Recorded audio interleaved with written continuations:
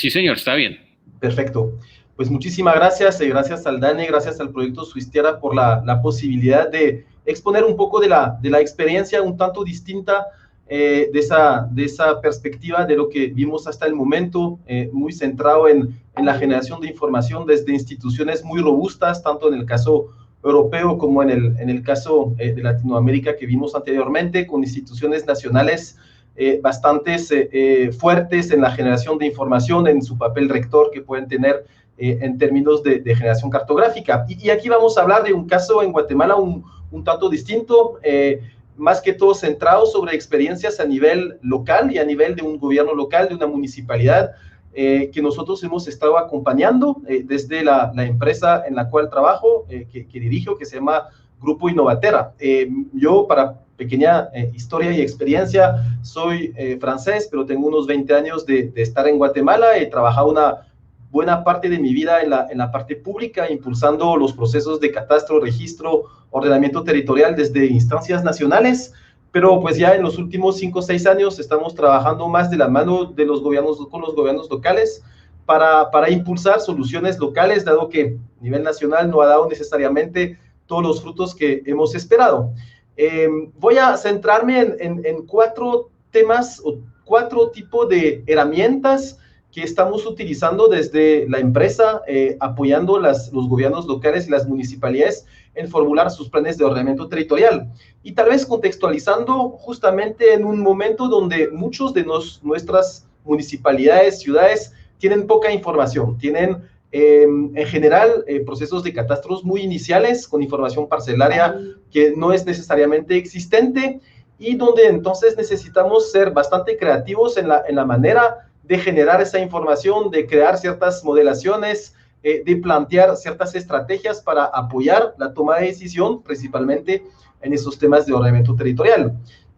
Uno de las grandes discusiones que tuvimos cuando nosotros decidimos ese apoyo decidido hacia los gobiernos locales es que nos decían, no podemos tener ordenamiento territorial hasta tener un catastro perfecto, ¿verdad? Y entonces hemos estado esperando durante 10, 15 años que el catastro nacional o que las municipalidades empezaran a generar la información catastral, y para mientras la urbanización seguía. Guatemala es un país que está en pleno proceso de urbanización, está pasando de ser un país mayormente rural hace 10 años a ser un país que está ya por llegar al 65% de población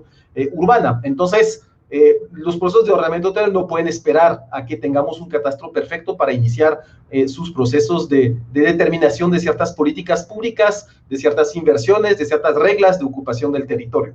Nosotros entonces nos lanzamos a esa idea y el caso que vamos a presentar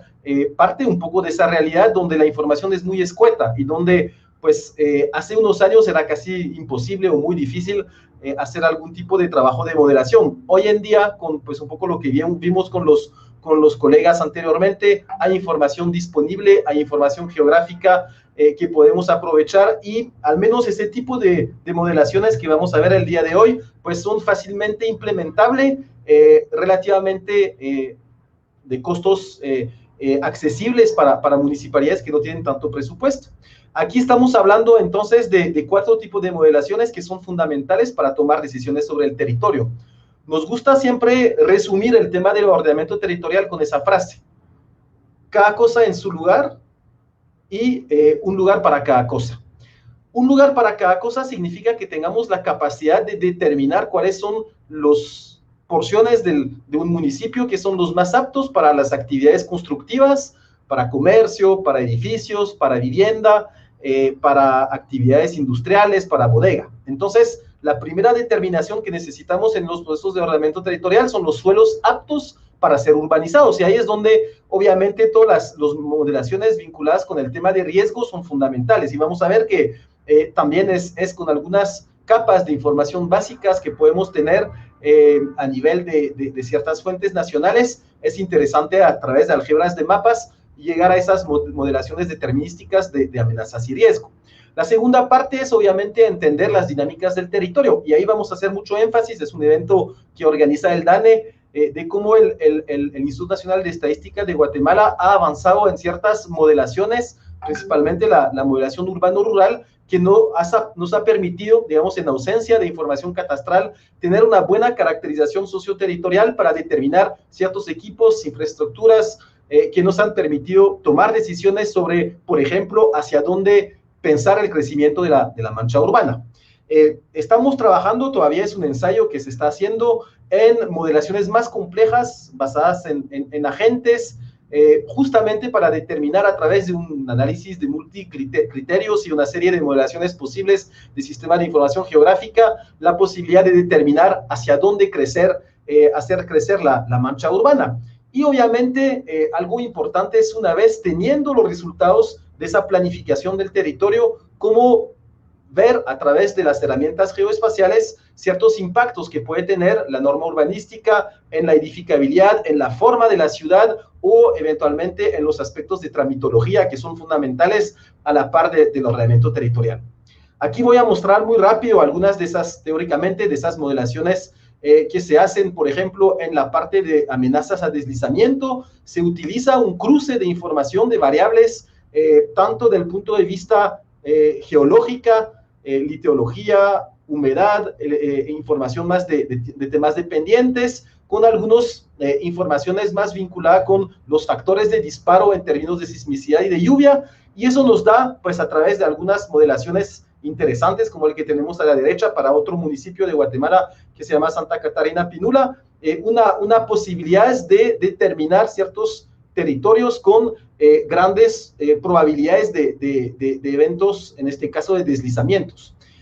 Eso obviamente es un tema fundamental para tomar decisiones en cuanto al tipo de construcción, a la manera de hacer construcciones. No es la única información, se puede cruzar con registros históricos de deslizamientos, pero nos da un primer indicio de hacia dónde debemos de pensar el desarrollo urbanístico y el desarrollo del territorio. Otra modelación muy interesante que nos encargaron del Instituto Nacional de Estadística. Guatemala acaba de hacer una gran operación de censo en el año 2018 y está cambiando la metodología para formular su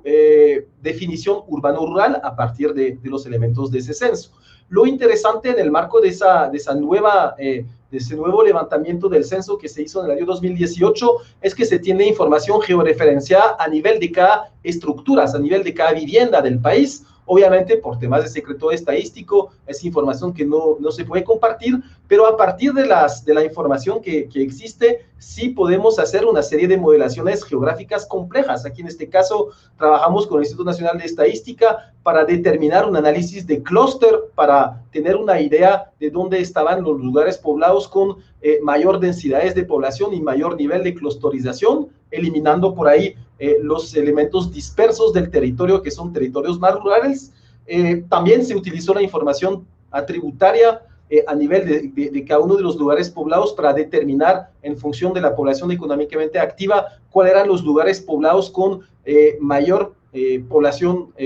activa del punto de vista urbano, las actividades urbanas, y otras del punto de vista rural, y se cruzó también con cantidades de población y con elementos de radios para empezar a tener una cartografía que vamos a ver más adelante de la parte de zonificación urbano-rural o de los sectores urbanos-rurales o lugares poblados urbanos-rurales del país, que nos ha servido y va a ser una de las grandes bases para determinar también la clasificación de uso del suelo del punto de vista del ordenamiento territorial. Mencionar que a partir de esa experiencia que hicimos en ciertas regiones pilotos, se utilizó después un conjunto de algoritmos a través de una base de datos del censo en Postgre para generar en todo el país ese modelo específico que aquí estamos viendo de urbano-rural, y que nos da del lado izquierdo la modelación completa hecho para todo el país de Guatemala, donde cada uno de los colores que tenemos aquí corresponde a una tipología de centro poblado de diferentes categorías, ¿verdad? Desde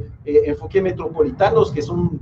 capas, obviamente manchas urbanas alrededor de ciudades principales, y una serie de tipologías urbanas y rurales que nos permiten enfocar la política pública de mejor forma en cada uno de los espacios del país. Esa información que trabajamos directamente con el Instituto Nacional de Estadística, nos pidieron también después hacer un uso específico, un caso de uso en la región de Escuintla, que vamos a ver un poco más adelante. Ahora estamos trabajando simulaciones urbanas con modelos basados en agentes, donde lo que estamos tratando es de entender cómo crece la mancha urbana de una perspectiva histórica y cómo podemos prever un crecimiento en función de una serie de variables que se modelan en algoritmos y que se plantea, digamos, desde el punto de vista de modelos basados en agentes con inteligencia artificial, con diferentes, corriendo diferentes modelos para tener escenarios tendenciales de expansión de mancha urbana y simulaciones que nos van a servir a nosotros ya después a tomar ciertas decisiones en función de ciertas políticas públicas que los agentes económicos pueden utilizar en función de una serie de variables de restricción que estamos planteando. Por último, pues las modelaciones de impacto de normativa territorial que lo que hacen es que a partir de la definición de un plan de uso del suelo, de los parámetros urbanísticos, nos muestran, aquí es otro caso de otro municipio que trabajamos en el área metropolitana de la ciudad de Guatemala, nos muestra un poco cómo está esperado el modelo del crecimiento urbano a partir de la información geoespacial de los predios y más que todo de la normativa urbanística que estamos impulsando. Esos son los 4 tipos de modelaciones que nosotros hemos estado tratando de aplicar, en este caso del municipio de Escuintla. Escuintla es una ciudad intermedia, una ciudad en proceso de crecimiento, que ha sido muy fuertemente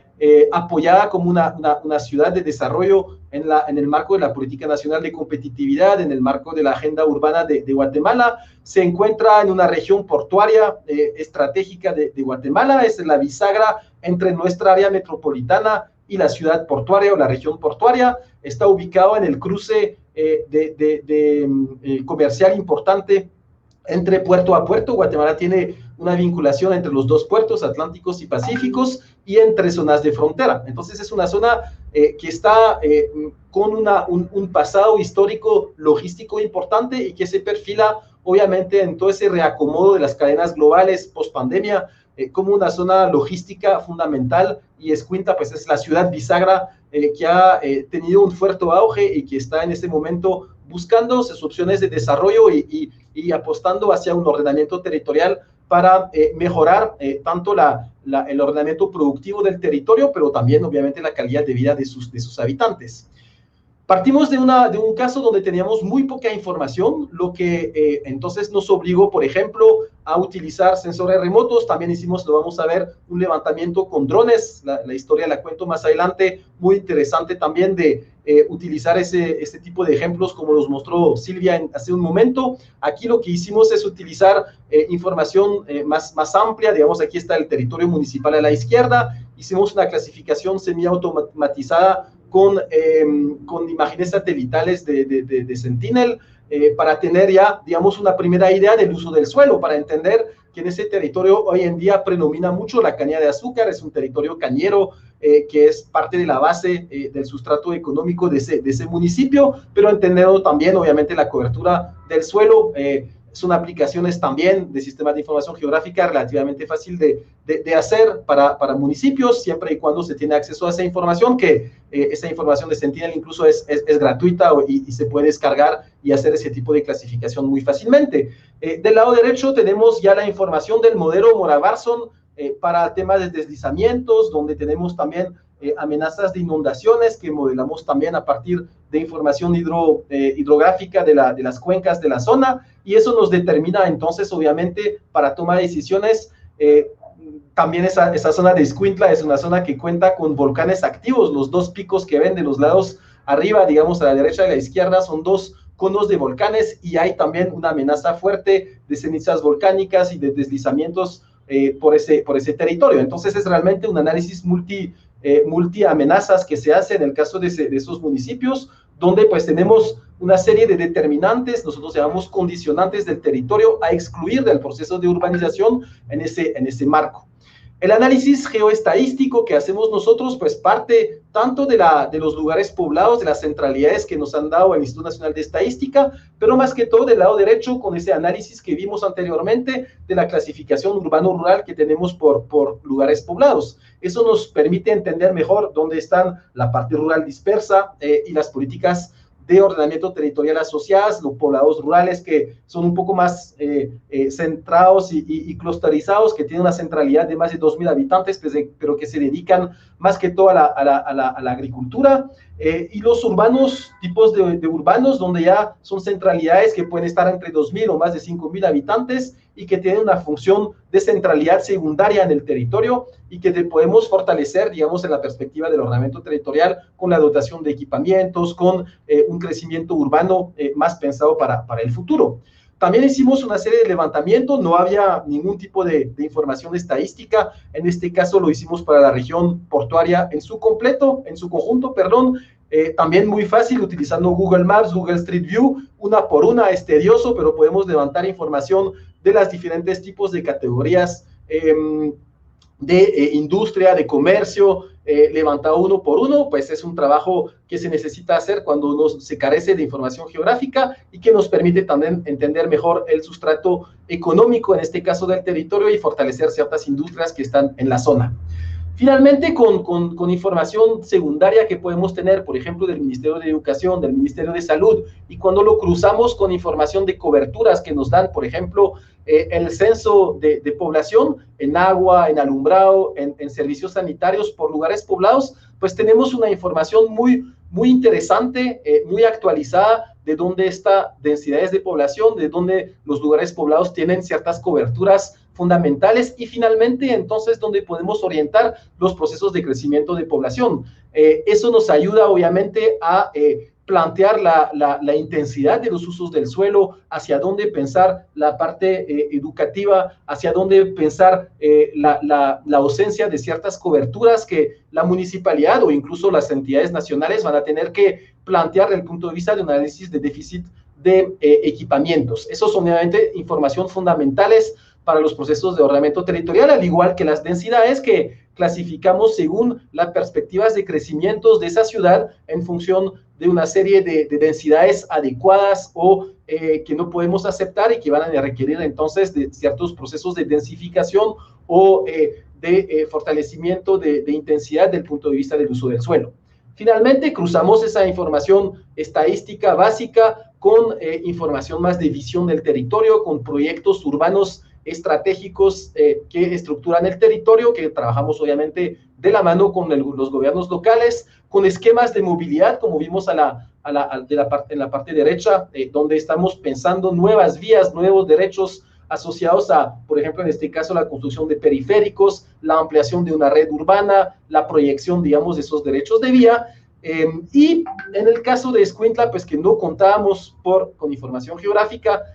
hicimos ese levantamiento que aquí está nada más a nivel de manzanas, pero hicimos un levantamiento de información basados en las posibilidades de utilizar los drones. La pequeña historia es que ese dron muy sui generis que se fabricó, esa ala fija que se fabricó en Guatemala, es por una empresa cuyo desarrollador o cuyo propietario es una persona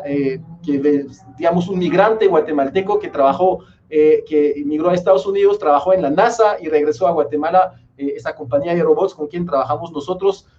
y desarrolló todo un sistema de ala fija con una muy buena precisión, con una excelente autonomía para hacer una solución, digamos, de drones que nosotros desde el medio de Catastron y que estamos utilizando para generar información muy accesible para gobiernos locales, en este caso la información de las manzanas que nos sirvió para obviamente ya finalmente llegar a lo que se entiende más de un plan de ordenamiento territorial, ese plan de uso del suelo con una serie de parámetros urbanísticos vinculados a